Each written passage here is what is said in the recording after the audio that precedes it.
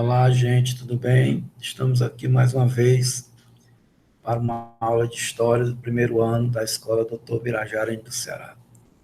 Dessa vez nós vamos fazer a correção da atividade da aula 4, que tem como tema a Grécia Antiga. Ok? Então, nós vamos pegar aqui nosso formulário, atividade de História sobre a Grécia Antiga,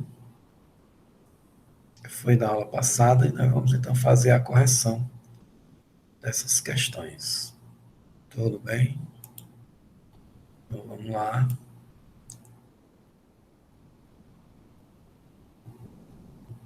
Temos aqui a primeira questão do Enem de 2015.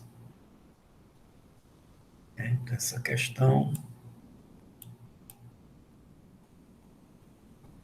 ela fala assim: o que implica o sistema da polis é uma extraordinária preeminência da palavra sobre todos os outros instrumentos do poder. A palavra constitui o debate contraditório, a discussão, a argumentação e a polêmica. Torna-se a regra do jogo intelectual, assim como do jogo político. Vernon, J.P., As Origens do Pensamento Grego, Rio de Janeiro, Bertrand, 1992, adaptado. Na configuração política da democracia grega, em especial a ateniense, a ágora tinha por função. Então, vamos ver aqui as opções.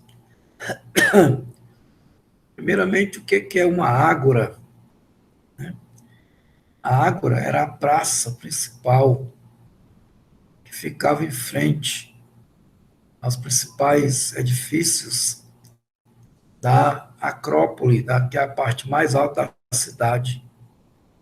Você tinha a Acrópole, que é o centro, é o coração da cidade, e ao redor surgiram então os bairros, né? Ou seja, as populações foram morar. E no centro principal da cidade tem o templo, tem os órgãos administrativos, os palácios, tem a ágora, que é onde as pessoas se reuniam para discutir os problemas da cidade e também para tomar resoluções, né? Porque no tempo da democracia grega, essa democracia ela era direta. E na democracia direta, os próprios cidadãos é quem tomavam as decisões. Então não havia, né, uma eleição de representantes e deputados, eram os próprios cidadãos que tomavam as decisões, se reuniam, né, na ágora, na praça principal. Ok? Então, aqui a gente pode ver, constituía o lugar onde o corpo de cidadãos se reuniu para deliberar sobre, né, vamos ver aqui a continuação da questão.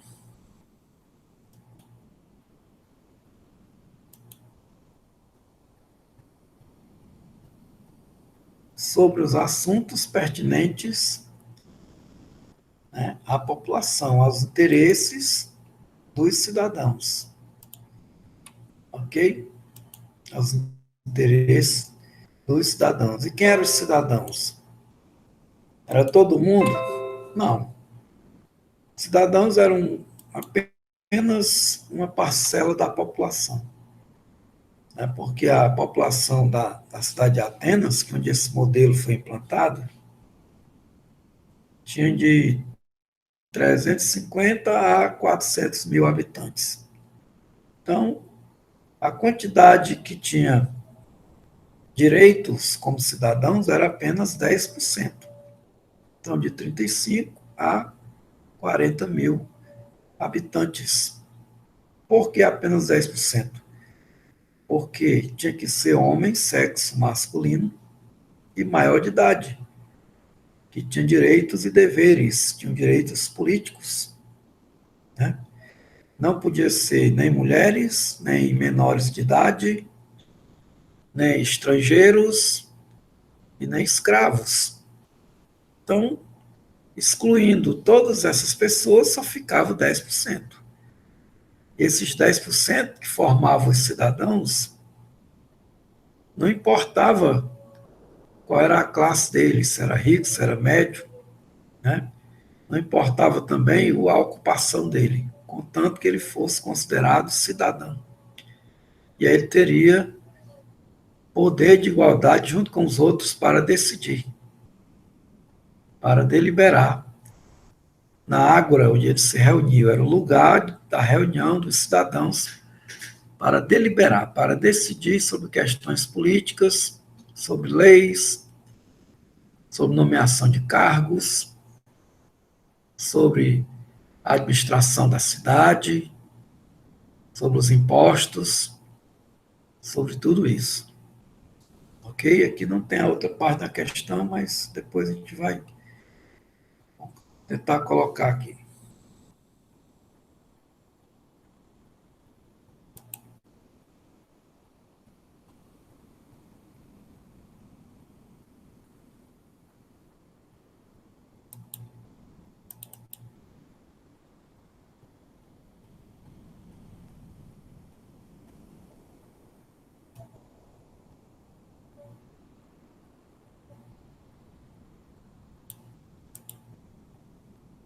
Então, na primeira questão, nós temos a letra C como resposta. Resposta correta, alternativa C. Então, vamos aqui para a segunda questão.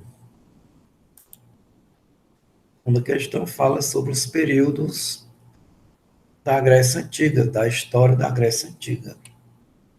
Diz aqui que são 4 períodos, que vai do século XX ao século IV a.C. São eles pré-homérico, homérico, arcaico e clássico. Teria um quinto período helenístico, mas esse período ele não mais faz parte da história da Grécia, digamos assim, da Grécia naturalmente, originalmente, porque ele vai ser marcado pelo domínio dos macedônios sobre a Grécia. Então, na história da Grécia, somente a Grécia, são 4 períodos. Esse quinto período helenístico já é depois que a Grécia é dominada por Filipe II da Macedônia, e aí vai fazer parte do império de Alexandre o Grande, que era filho do Filipe. Filipe conquista a Grécia, quando ele morre, o filho dele, que é o Alexandre, ele assume o controle, conquista outros países, outras regiões e forma o Grande Império, né? O Império de Alexandre. Ok? Então, pré-homérico, homérico, arcaico e clássico. Pré-homérico está relacionado à origem da civilização grega, ou seja, ele é anterior à época de Homero. Homero, ele seria um escritor, um poeta, que ele foi atribuído a ele a autoria de 2 poemas, a Ilíada e a Odisseia, que narra a história dos gregos, né? E tem como tema principal, né, na Odisseia, a Guerra de Troia, que envolveu gregos e troianos. E a Ilíada é a aventura do herói Ulisses na sua volta, né, para casa. Ilíada e a Odisseia. Conta a história do povo grego e tem a ver também com a Guerra de Troia. Ok? Na realidade, a Ilíada é a Guerra de Troia e a Odisseia é a volta do Odisseu, que é Ulisses, após a guerra acabar. Essa guerra durou 10 anos e o grande herói foi Ulisses. Ele era grego, né? Essa guerra ela teria começado devido ao rapto de Helena. Helena era esposa de Menelau. Menelau era irmão de Agamenon, que era um dos reis poderosos da Grécia.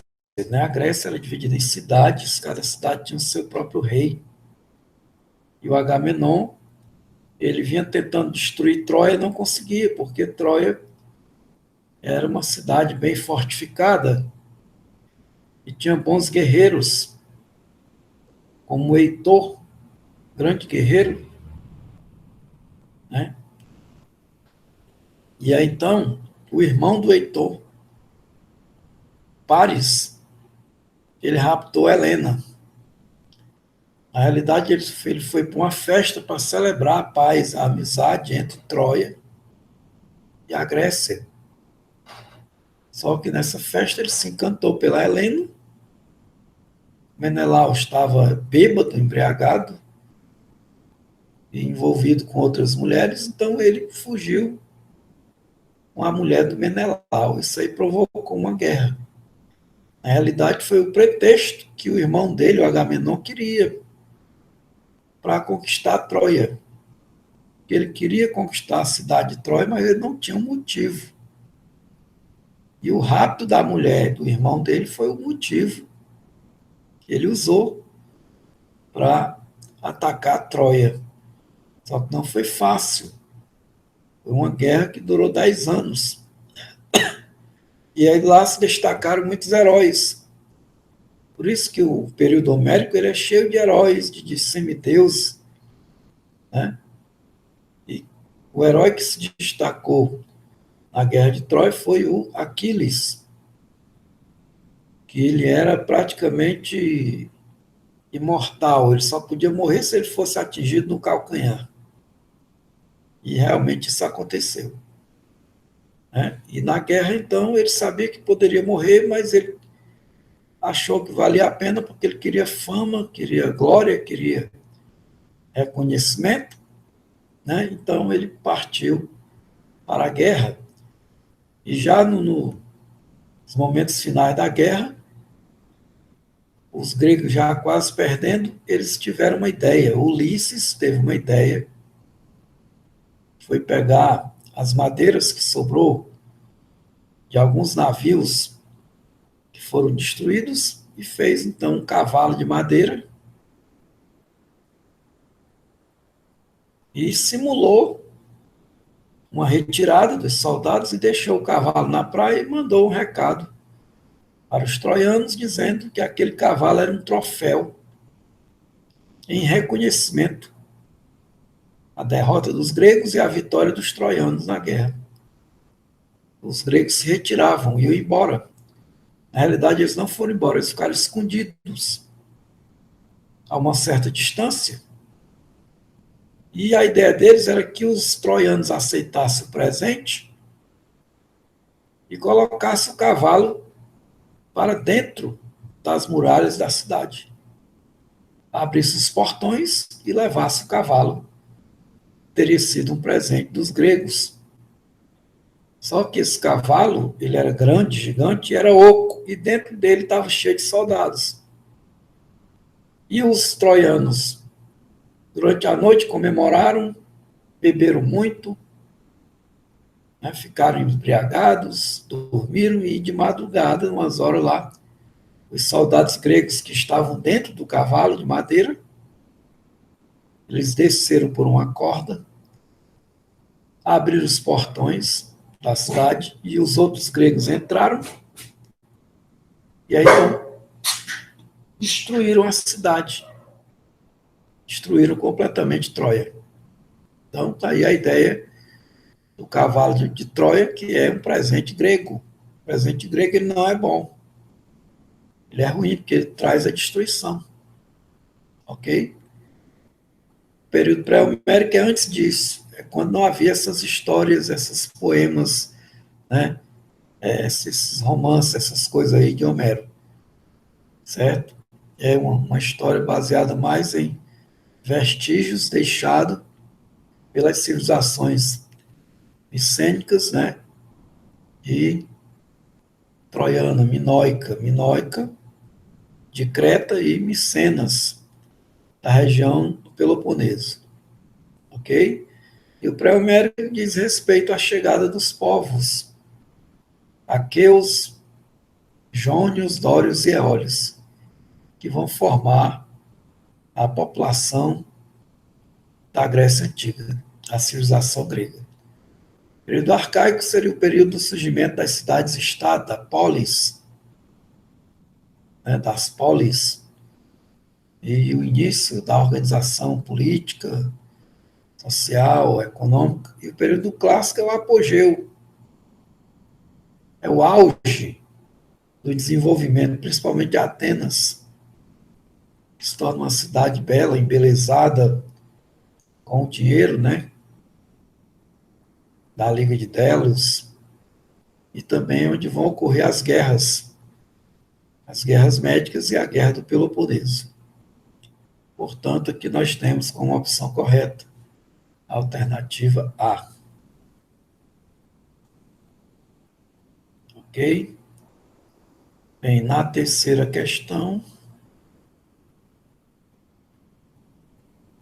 nós temos, dentre os legados dos gregos da Antiguidade Clássica, que se mantém na vida contemporânea, podemos citar, né? Temos aqui as 5 opções, e a resposta correta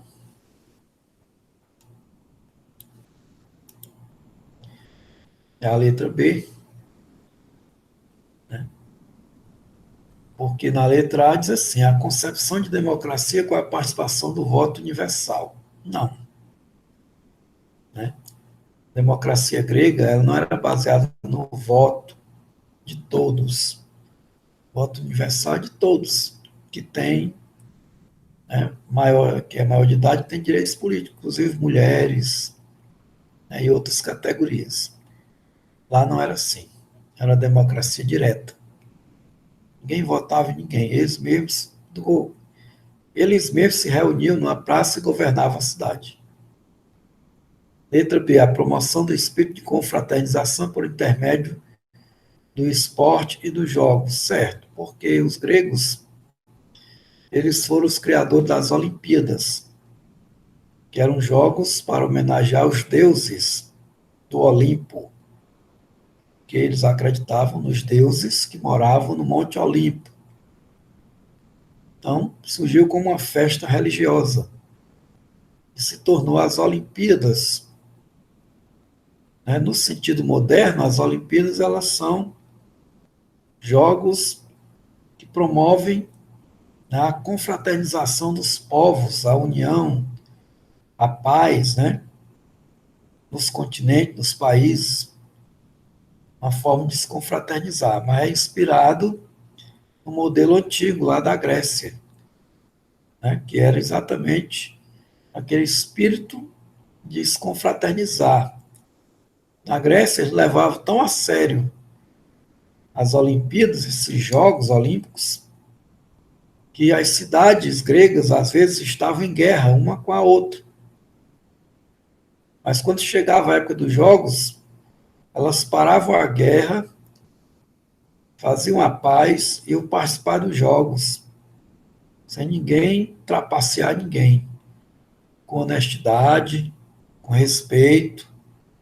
Parecia que nem eram inimigos. Quando os Jogos acabavam, eles voltavam a guerrear, do ponto que eles tinham parado. Então era um negócio assim meio maluco. Mas os jogos eram algo assim, né, que superava tudo. Até as guerras, certo? Então aqui a idealização, a valorização do trabalho manual não corresponde, né, ao que eles deixaram. Valores artísticos é a expressão do mundo religioso cristão. Não, nesse tempo o cristianismo ainda não tinha sido divulgado para a Grécia, né? Só na época de Cristo. Depois de Cristo, que nós estamos falando do período antes de Cristo. Planejamento urbanístico segundo padrões das cidades acrópolis. Não, na realidade, as cidades acrópolis elas não eram padrão, nem todas tinham esse modelo.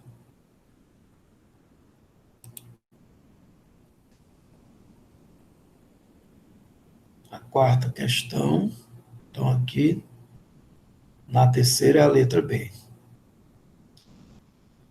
Na quarta, a decadência da Grécia, que teve início a partir do século IV a.C., é explicada, entre outros fatores, pela... Vamos ver aqui qual é a resposta. A ausência de unidade política e pelas lutas entre as cidades. Exatamente. A Grécia, do ponto de vista político, não era um país único. Só era um país único do ponto de vista cultural. Porque a cultura era única. Era uma só cultura. Só idioma, né, as ideias, pensamento.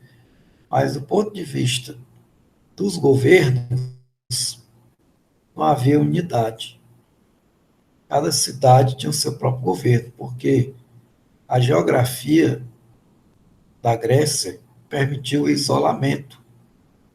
Lá é cheio de montanhas e vales, então as cidades geralmente ficavam nos vales e eram separadas das outras pelas montanhas. Então havia dificuldade de comunicação entre elas.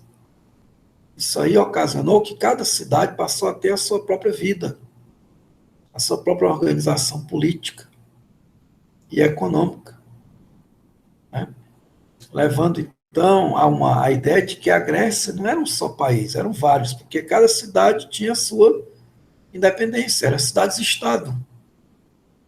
Cada cidade tinha o seu governo, tinha suas leis, seu modelo próprio, sua forma de governar, né? Então, muitas vezes, essas cidades elas se tornavam até rivais uma da outra, como é o caso de Esparta e Atenas, devido à grande diferença entre elas, né?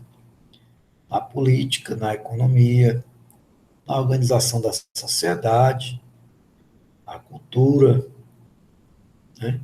O modo de pensar. Então, às vezes havia essas rivalidades por conta disso, que havia uma ausência de unidade política. Não era um rei só para governar todas as cidades. Cada cidade tinha seu próprio rei, e tinha sua própria política, tomava suas decisões independente das outras. Às vezes havia associações de cidades, mas nem todas conseguiam se unir, né? Nem todas se uniam, que havia fortes rivalidades entre elas. Então, aqui nós temos como resposta correta a alternativa A. Ok?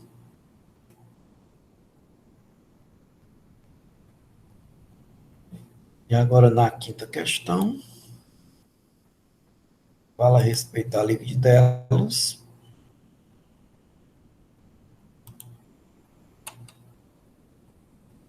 A respeito da Liga de Delos, que seria a base do imperialismo ateniense, podemos dizer corretamente: decorreu da aliança das cidades gregas e verso contra a expansão macedônica? Não. Pretendia libertar algumas cidades gregas lideradas pela cidade de Delos, da dominação espartana? Não. Surgiu de um processo de sujeição ou de domínio exercido por Atenas para as demais ligas? Não. Definia-se de modo como uma aliança militar, definia-se de início como uma aliança militar que previa autonomia para seus participantes, reservando a Atenas o comando das operações. Então, era uma aliança militar para arrecadar dinheiro, para manter um exército, uma força militar conjunta, para impedir novos ataques dos persas, né? Tinham ocorrido as guerras médicas, onde os persas, também chamados de medos, tinham dominado algumas colônias na Ásia Menor, bem próximo das colônias gregas. Então, essa expansão causou um choque, essa expansão territorial e militar. Então, a guerra foi inevitável, mas a Grécia levou a melhor, porque as cidades se uniram contra a Pérsia. E quando essa guerra acabou, Atenas, né, passou a liderar esse grupo de cidades que estavam unidas durante a guerra. Esse grupo permaneceu e aí então eles arrecadaram dinheiro.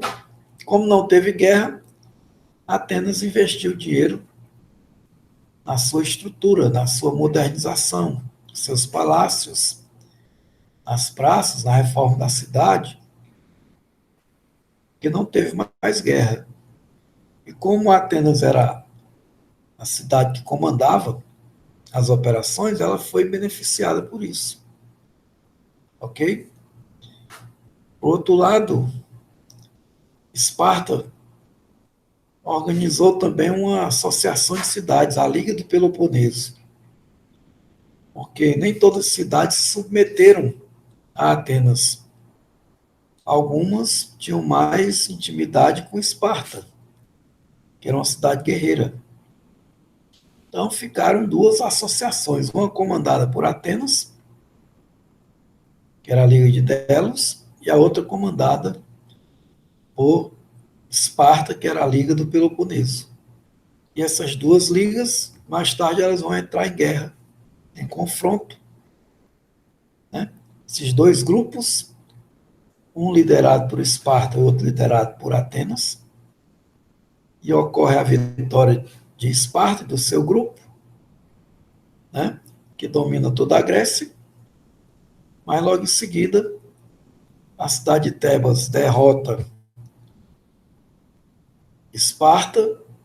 Isso aí gera, então, uma fragilidade, uma vulnerabilidade, e Filipe da Macedônia se aproveita e conquista as cidades gregas e anexa ao seu império, né? Império da Macedônia, que vai ser herdado pelo seu filho, Alexandre Magno, também chamado de Alexandre o Grande, que vai formar um grande império, dominando regiões do Oriente, o Oriente Médio, o Egito, né? A Índia, várias regiões, forma um grande império. Mas ele morre jovem, com 33 anos, e esse império é dividido entre os seus três generais, né? Selêmaco, Teleuco e Ptolomeu. O império de Alexandre será dividido. E ele, por onde ele passava, ele dominava as cidades e rebatizava com o nome dele. Ou então fundava novas cidades, colocava o nome de Alexandria, sendo que a Alexandria mais famosa é a do Egito, né? Que lá tinha o farol de Alexandria, tinha uma grande biblioteca, né? Onde viveu a Cleópatra. Mais tarde ela vai se envolver com os governantes de Roma. Ok? Então aqui nós temos um resumo desse conteúdo, né? E eu quero agradecer aqui a vocês pela paciência, pela atenção. E até a próxima aula. Ok? Qualquer dúvida pode me procurar no privado, no WhatsApp lá. Ok? Tudo bem. Até a próxima.